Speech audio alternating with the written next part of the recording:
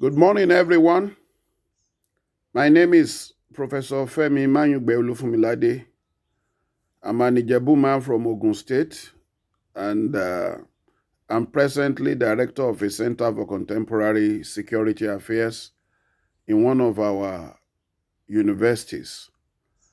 I woke up this morning and I started going through my WhatsApp chats, and I engaged a retired general, and he made a very remarkable statement. He said, upon all the killings and the carnage going on in the Ibarapa area of Oyo State, and indeed other parts of Yoruba land, we have not had any of our lawmakers, whether they are in the State House of Assembly or they are at the House of Representatives or the Senate in Abuja, come out to say something on behalf of their people. And it's really, really saddening and disappointing. The people are left to fend for themselves like sheep without shepherd.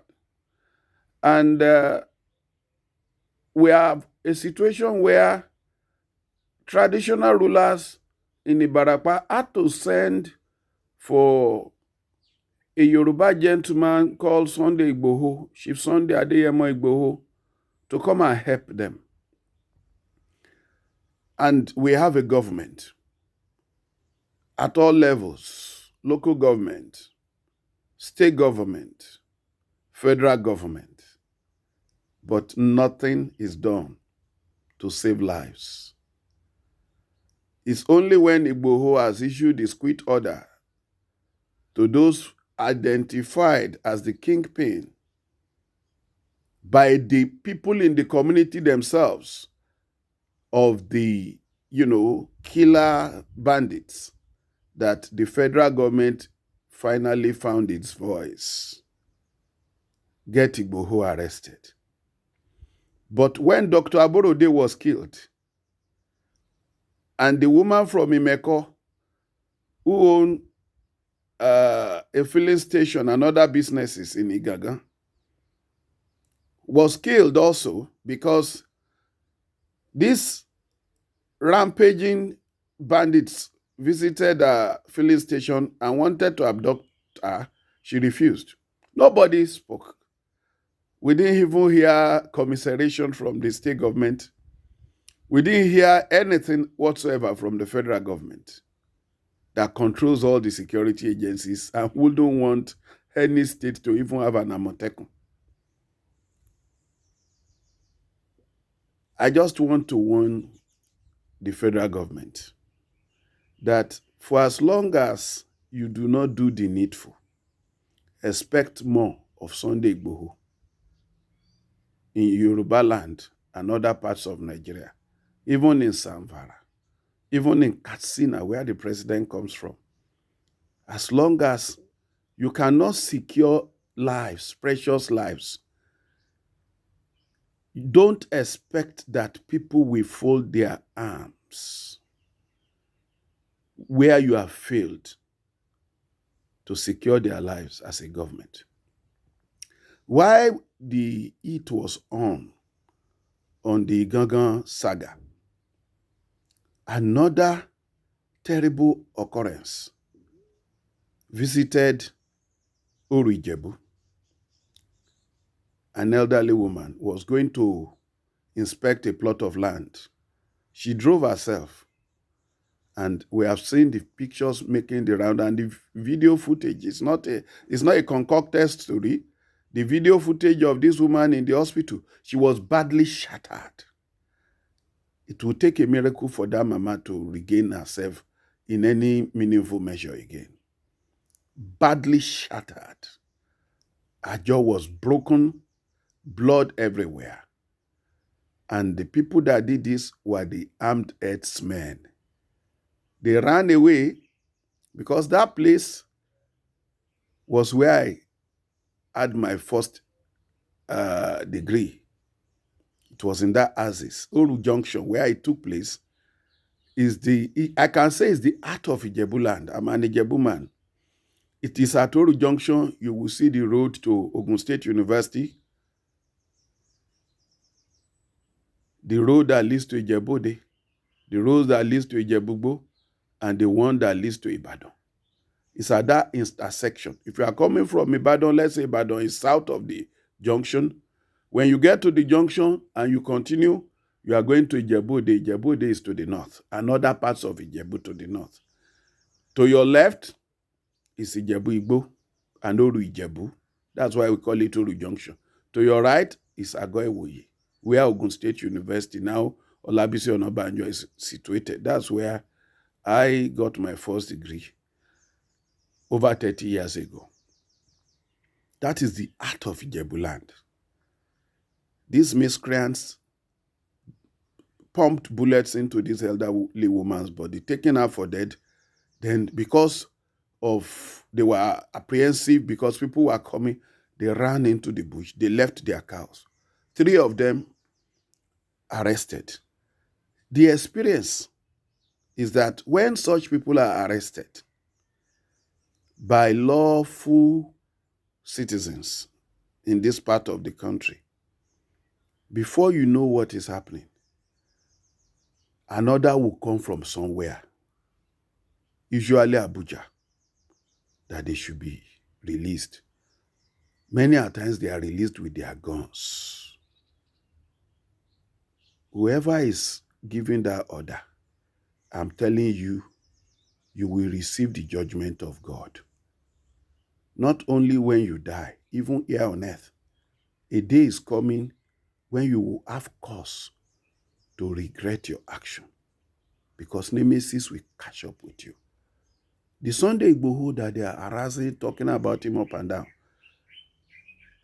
some weeks ago, before we celebrated Christmas, he led a security team comprising soldiers and vigilantes, Amotekuns, policemen, etc., into the forest reserves of Okeogun, where some strange-looking Fulani, call a spade by its name, they were Fulani. I have many wonderful Fulani friends. But when you want to investigate crime anywhere in the world, the first question they will ask you when you are with a seasoned investigator is give a description. If you are in America, they will ask you, is he black? Is he white? Is he Chinese? Is he Hispanic? So to say that these miscreants are Fulani is not about ethnic profiling. It's a statement of fact. I just cited the one at Oru Junction. They carried cows there. And those arrested are Fulani. If you are in doubt, those of you in government, go and find out. It's not about anybody profiling anyone. So, the way forward, let me not drag it too far, is that if something is not done,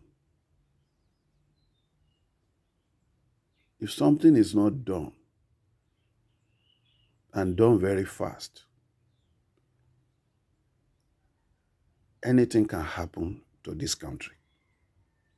It's not about doomsaying. As I'm talking to you, I ply this Benin-Ore road from time to time. It's one of the most dangerous roads in this country today. The road is good, it's been reconstructed, but you get surprise attacks in a Rambo style by this same herdsmen. You will see some cows around that you see them just jump to the side of the road. They start shooting, aiming your vehicle recklessly.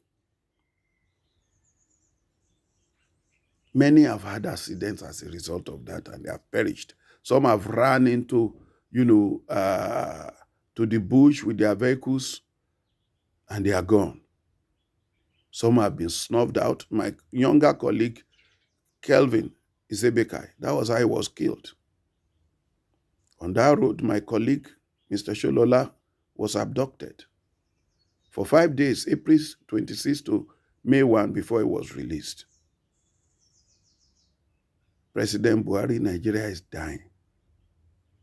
Nigeria is dying. Nigeria is dying. What will it cost you if you declare an emergency and say all illegal occupants of Nigerian forests should evict? Those who have legitimate business there, get registered. Let your identity be taken by appropriate government agencies. We are doing national identification number now. Does it affect those people in the forest? Are they coming out for the exercise? President Buhari, will you keep them there simply because they are Fulani? They are destroying your name and reputation. Are you not concerned about what your legacy will be? What do you gain by allowing this to continue? Look at what your colleague, the president of Ghana, did. They have Fulani there. I visit Ghana every now and then. They have Hausa there. They have Yoruba there. He called the Fulani leaders, all of them from across the country. I have the video footage. If you want it, I can send it to you. And he spoke to them about the need for change, that this is 21st century. We can't continue this way. The incessant conflict with farmers is avoidable. We should embark on ranching. Whatever support you need, we shall give you. And thereafter, after a little period of grace, the police in Ghana swung into action to enforce the law. Many of those who didn't like the idea of ranching in Ghana are in Nigeria now. They are among those raping people, killing people, abducting people. And when we talk, we are quickly told they are fellow Nigerians, they are free to walk around and settle anywhere. In Oyo State in Okeogun, the largest concentration of purebred Fulani in Nigeria, they are there. Nobody is molesting them. My friend Audu Lawal, the Marafa in Sabo in Ibadan, we are great friends. That's where I go to enjoy myself sometimes. Sabo in Ibadan. Nobody is molesting them. Go to Shasha. You will think you are in Kano, still in one city. So that narrative of anybody saying we are not one Nigeria, people cannot move around, is not true. What we are saying is we are faced by insecurity coming from these people in the bush under the guise of herding cows, and you need to deal with it decisively. Governor Abdullahi Ganduje is a Fulani man and a highly educated one. He holds a PhD. He has offered vast tract of lands for those who want to settle. Have you given him support, President Buhari? All those Fulanis is saying, come over. This method of grazing up and down is not in your interest. It's hazardous to you and the communities you are passing through. We've not had the president giving him any support. The land he has offered is there. These people prefer to move up and down. And that is why a lot of fingers are pointing at you, President Buhari, that there is a sinister motive behind all this. You know, I've been your long-time ally, friend, campaigner. I'm advising you, do something. If you do not, we may not have a country called Nigeria anymore. God bless everyone listening to this.